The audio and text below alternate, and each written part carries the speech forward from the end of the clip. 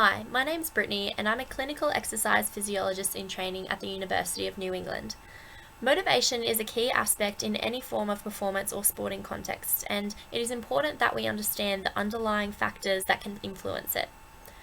This video will show to you and suggest to you some guidelines that may be helpful from a trainer's or coach's point of view in regards to a sporting context that could influence and improve motivation. Motivation can be defined by the direction and intensity of one's efforts. An athlete's motivational orientation has the ability to either be extremely beneficial or detrimental to their sporting performance, or generally speaking, in tasks of everyday living, such as deciding if they would like to go for a run or if they would like to go to the gym.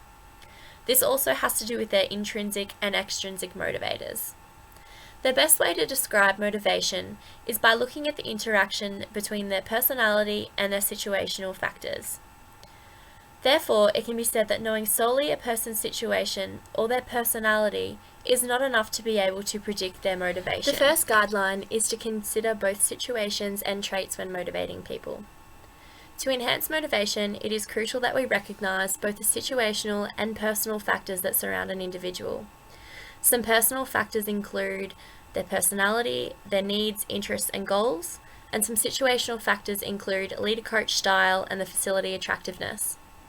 It is common for coaches to attribute a lack of motivation to an individual's personal attributes, such as exercise is not a priority in her life. In other ways, it is common for coaches to look straight past the personal factors and move straight to blaming the situation, such as this content is boring or I'm a really bad teacher. It is important to note that the situation itself is much easier to change sometimes than the person themselves. The second guideline is to understand people's multiple motives for involvement. This can be broken down into two main points, the first being to understand why people participate in physical activity. This can be broken down further into 5 motives.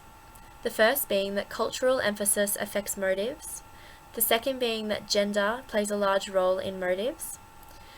People have both shared and unique motives. People have competing motives for involvement, and that people participate for different reasons. The second main point is to observe participants and continuously monitor motives.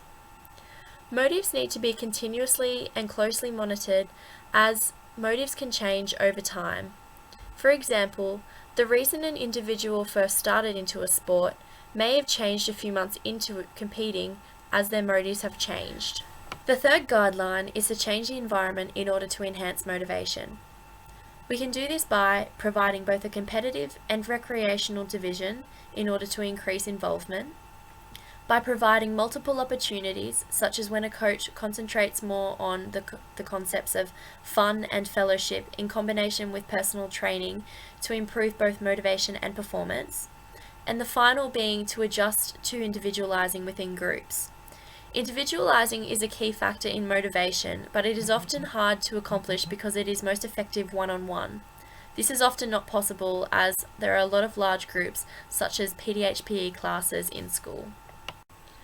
Guideline number 4 is influencing motivation. This plays a crucial role as often as a trainer or coach, your actions will be indirect and you will not realize that you're in fact influencing an individual's motives. For example, a coach who comes to work who is often upbeat and happy about life may be having a bad day, which indirectly may tell her team that they are the reason she isn't as happy as usual.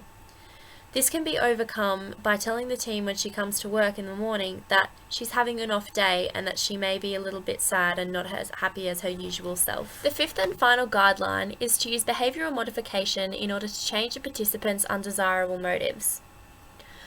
Once the individual has started to enjoy and adapt to the environmental and situational factors surrounding them, it is time to start altering their personal motives. This would be necessary if, for example, a young man's prime intent to play rugby was just to injure the opposing team.